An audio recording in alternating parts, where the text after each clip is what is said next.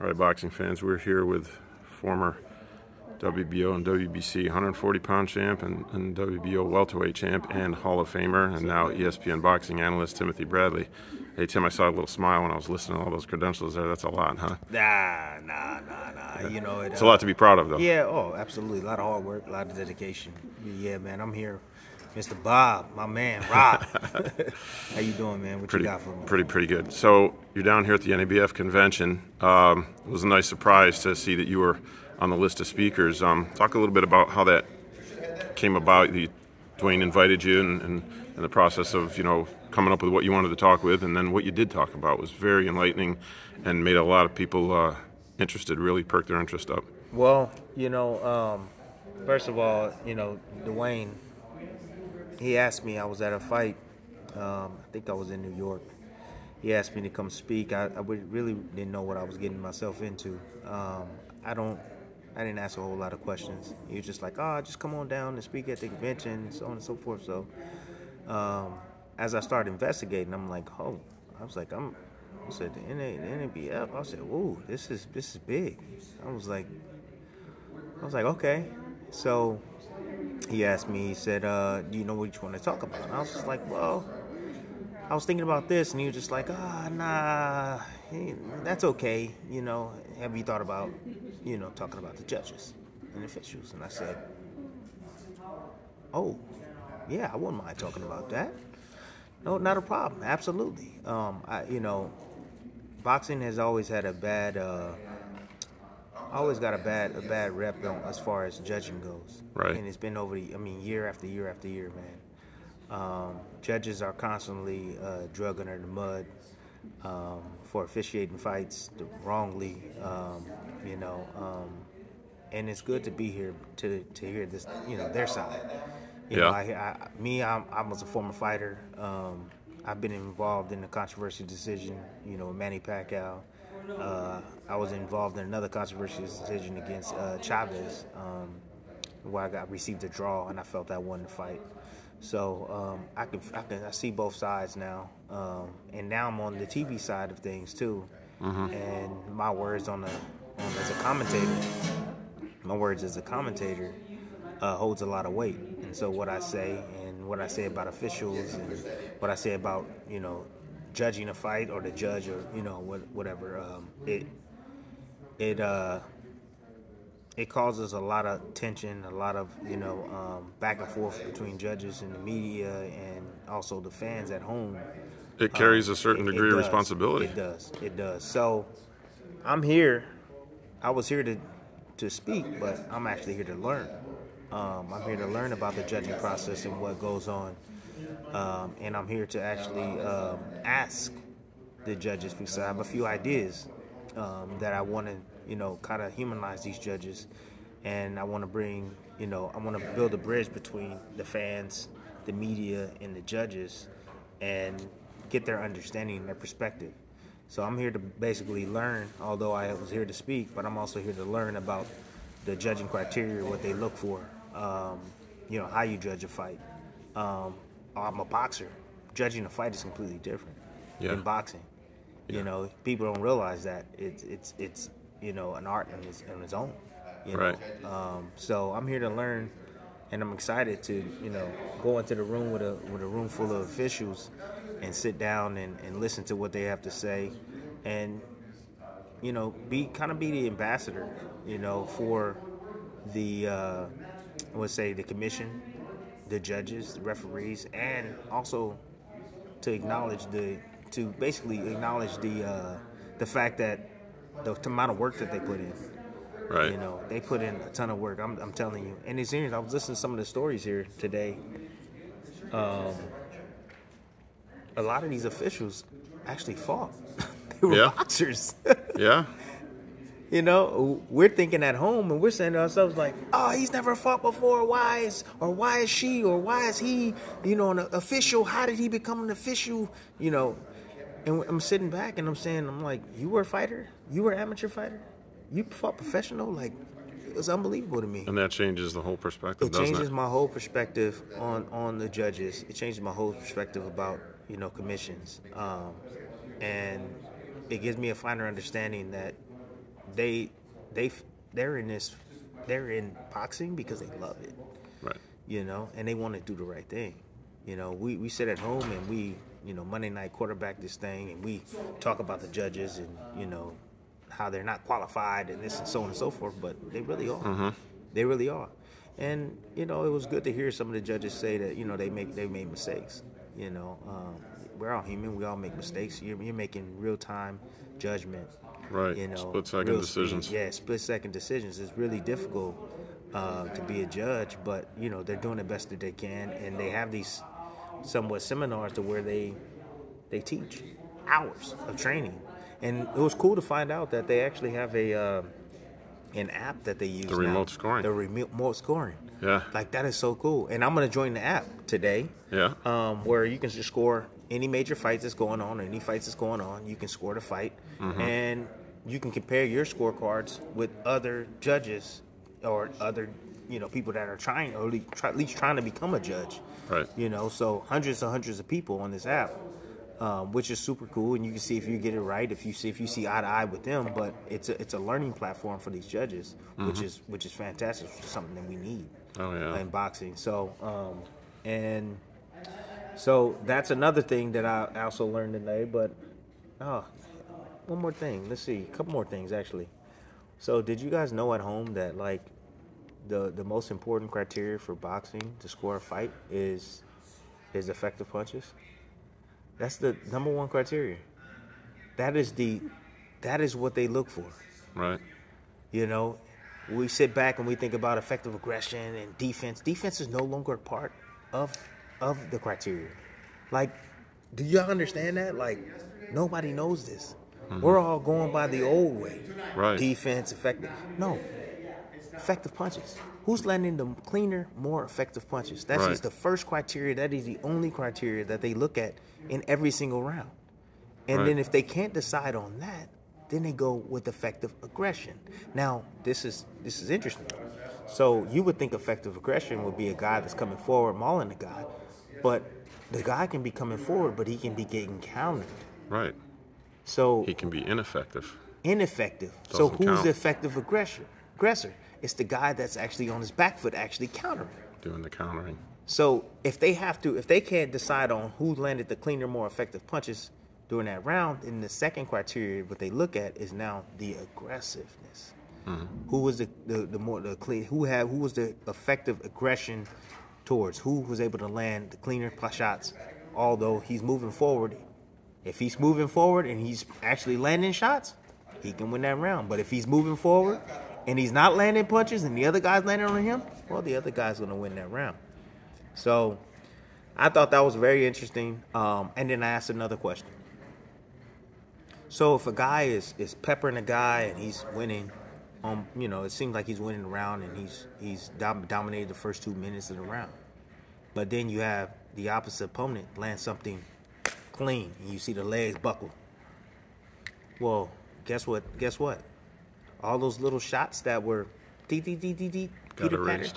got erased from that one punch. Sounds crazy, right? Mm-hmm. But knowing this, it makes sense to me now. Now I'm like, oh, okay. And I've always said this on the broadcast, like it depends on what the judge likes, because if he likes the guy that's more aggressive and landing more punches, but in reality, they all judge it the same way. They're going to go with the guy that landed the more effective punch, the guy that legs got whopped. Right. And when we were at breakfast this morning, you asked the one amateur judge, what do you like? Yeah. How do you judge? Yeah. Points versus, maybe fewer power shots. What's the thing that gets you to score in favor of a certain fighter? Yeah, I was asking that, but that's not the case. The case is that they all score the same way. They should. Or at least they should score the same way. Yes. At least they should score the same way. So they're all taught the same or similar ways. But the cool thing is that they're not stuck in their own ways. So when I came here and I started my speech, it wasn't friendly. It was direct. It was right for the jugular. It was in a poetic fashion. But I had some solutions, at the end. I'm not going to come here and raise hell and talk bad about the judges and not have any solutions to help the process. So I gave a few solutions. Jose Suleiman was here, and he said a few good words, some great words actually, some really good words about my speech and how it changed the perception, and it really changed the energy in the room, and it really got everyone thinking, that like, hey, we need to evolve, because if we don't evolve, we're gonna die out. It's important to change rules because every sport don't stay the same. I mean, football is not like it was, 60 years ago. Right. It's different. Like you said, no more leather helmets. No, absolutely. Basketball's not the same. No. The rules change. So why is boxing still the same? We need to evolve. We need to make it better. The fighters deserve better. Right. I was literally here to speak about the fighters and what we go through and how a bad decision affects a fighter, how it affects him mentally, how it affects him physically, how it affects him, his pocket also. And if we don't get it right, y'all go home. Y'all go home and y'all go to y'all next assignment. Right. But then I also learned that some judges do get reprimanded. I also learned that today. Yeah. Some get put on ice for a little bit. They'll get put on ice. Absolutely. They can't get a gig, and I had but that doesn't get publicized. The fans don't know that. The fans don't know that. But also I had a gentleman that actually reframed. He put himself on ice. He put himself on ice, and he just, he's like, I screwed up. Believe it or not, like he was a fighter. Yeah. He was a fighter, and he understood. And he got jobbed, when he was a fighter. And so he understood the feeling. And then I had a young gal who's an official out of, I think she said she was out of California. She started, I want to know her story. I said, how did you get started? She got started because of the bad decision Roy Jones got in the Olympics. That's what infuriated her to freaking move forward and become a judge in boxing. She said that hurt her so bad until she said, you know what, I want to become a judge. I think I could do a better job. So the judges, all the judges, the officials in boxing, they all care. They really do. Sometimes being from the outside, just looking in, you feel like they don't care, but they all care. Like this is life. It's just like they sacrifice just as much as a fighter. Right. Time away from family. Home, job. Yeah, job. They have regular jobs. They have regular jobs too that they do. They don't do this full time. They can't do this full time. But the thing is that they do care. They do want to see change as well, and they're willing. It just needs to be the right thing. Yeah. It just needs to be the right thing. So I offered them more light on the broadcast. You talked about spotlight on the officials. Spotlight. I feel that officials, because they don't get spotlighted until they don't get it right. Right. If they don't get it right, then that's when they get spotlighted and their names get dragged through the mud. And I know how that feels. And I have something to do with that because I'm on the broadcast. So it's going to be good today to learn the judging criteria, learn how to judge a fight little by little, so that way I'll be able to feed the knowledge on the broadcast, help the fans understand, how these fights are being scored, and then I can be able to understand scorecards on why, and then kind of line up film on what they saw, sequences or moments during the fight of what they were looking at when they were scored this round for this guy. So I think it's cool. We have something called the judges' view on the broadcast, which we started. I think it was extremely important for the fans to understand that you see different fights from different angles. Scoring a fight is different than any other sport. Different angles. Most judges, they're sitting side by side and they're scoring like a gymnastic event. Right, from the same vantage point. No, the vantage points. Everybody has different vantage points, and they have ropes that they have to look underneath. So it's a little difficult to really see. Sometimes they got a referee that's walking in front of them. Yeah, referee blocking them as well, and they're making these calls and these judgments in real time and real speed. So it's a tough process. And so if anybody out there that think that they can do better, I mean, read reach out to the NABF or another commission. You want to get involved. You got. I heard that you have to put in hours. You have to actually become an official for amateur. Go through the amateur system. You got to go first. through the amateur system. Yeah. I didn't know that. Yeah. I didn't know. You just can't just get up and just go be a judge. Like, you got to pay your dues too, just like anything. So you got to go through the amateur system in most states.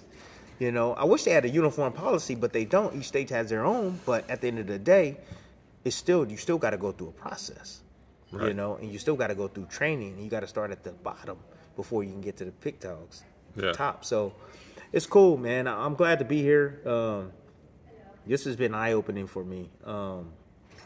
I'm going to start coming to more events like this just to gain more knowledge and to see both sides of things. And so that way I can, again, share on the broadcast. Right. And spreading the knowledge you gain is really important. But the right knowledge. Yes. You know what I mean? Sure. The right knowledge. And it was interesting because I had a brief conversation with a referee about the low blow with the Usyk and Dubois. And I said on the broadcast that I felt that it wasn't a low blow, just from my knowledge. Right. But then speaking with the referee, and I'm not going to say his name. Sure. It wasn't. It wasn't a low blow in reality. And so he basically showed me how to decipher between a low blow and not, and it all starts at the hip line. Both hips meet and goes right across. Well, that's 2 to 3 inches below the belly button or the navel. Right. That's how you can judge it. And if you go back and you look at Usyk's trunks and how high his cup was up, that was fair game on that belt line. That was fair game because, again, it's 2 to 3 inches below the navel, but his cup was way up here. So that was all fair. That was a legal blow at the end of the day. Maybe they'll get it overturned. Maybe they won't. I don't know because I hear that they are filing an appeal. Yeah. But well, you know how often those appeals get get overturned those or appeals get honored. Not often. Yeah. I mean, I don't think it'll do anything. If you look at the totality of the fight, honestly, right, and you look at how how Dubois got stopped, basically quit. I'm going to say folded. If you've seen his other fights, there's a pattern there. Yeah. A jab. Yeah. A literal jab. I mean, I'm sorry, that can't be the heavyweight champion of the world. No, and he was alert during the count. He could have got up anytime he wanted. Yeah. He waited till the count was over. Or 10. Yeah. So it is what it is. That's neither here or there. But right. But it's great to be here. I'm gonna go grab some food and I'm gonna get ready to go into this training session that the official's gonna be having. I'm gathering all this knowledge for you at home. This has been a great experience for me. I think that more analysts need to get out and participate in things like this and come to conventions and learn. So that way we're giving the fans at home the true knowledge and helping them understand the game, the totality of the game. Right. Not only that, but also the things that are important. I would say the most important thing, getting it right, getting that decision right. That's important. And I think somebody of your status with your platform, spreading the word is going to carry a lot of weight, and hopefully others will follow suit. Yeah, I hope so. This is kind of materialized in something bigger than what I expected. You know, sometimes you come here, you have an expectation, but then you leave and you're like, holy crap! Like, it was a blessing actually to be here. Yeah. So I feel that this is a blessing today to be here. I can't wait to figure out and go in there and see what they're talking about. But I've been writing notes left and right. Yeah, just soaking up the knowledge on the perspective of the official. So it'd be interesting to be it'd be fun to be able to share it on air with you guys at home. So now I know. Now I have a little cheat code. I'll know what they looking at.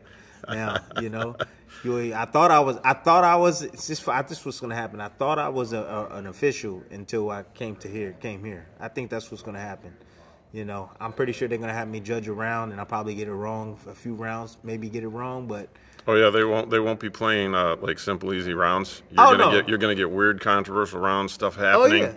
Two different styles, like you said, the singular big punch Oh, yeah. versus a guy that's flurrying a lot of punches. And Oh, yeah. and you wait and see when those scorecards get handed in because they review them. And Yeah. they'll say we've got 14 for fighter A, Yeah. 17 for fighter B, and 12 people call it even. It's interesting every time. Well, I'm here, man. Anyhow, thank you, man. Appreciate you. All right, and we appreciate you. It was a great surprise to have you here. Eye-opening, and we look forward to seeing you back at other conventions and spreading the word. Get your colleagues to come. Yeah. If not live because their schedules don't permit it, then stream online, whatever. Participate. Well, yeah. Well, and to piggyback off that real quick before I let you go, man, I want to get these again. I want to get these judges, man. I want to sit down with them. I think that people need to hear their stories. I think that people need to understand that they're just not just somebody just off the street. Well, you said humanize them. Like, seriously. Like, Everybody's a human. But I can tell you this: the judges are afraid. The judges are afraid. But I would say this: you're gonna get ridiculed anyway. Yeah. It's part of it. And a lot of times their bosses on the commission won't let them talk, especially after the fight. I don't. But beforehand, do it.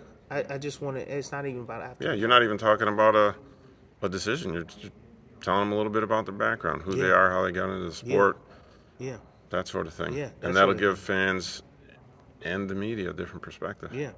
How long you been doing this? You know, what's the sacrifice you have to make as a judge? You know, I'm away from my family 24/7. Like, you know, this is something that I do all the time. I score fights all the time. I'm serious. I love this sport of boxing. Like, they can give their perspective and humanize them in a way, and we can go from there and we can see what happens, man. All I need is one.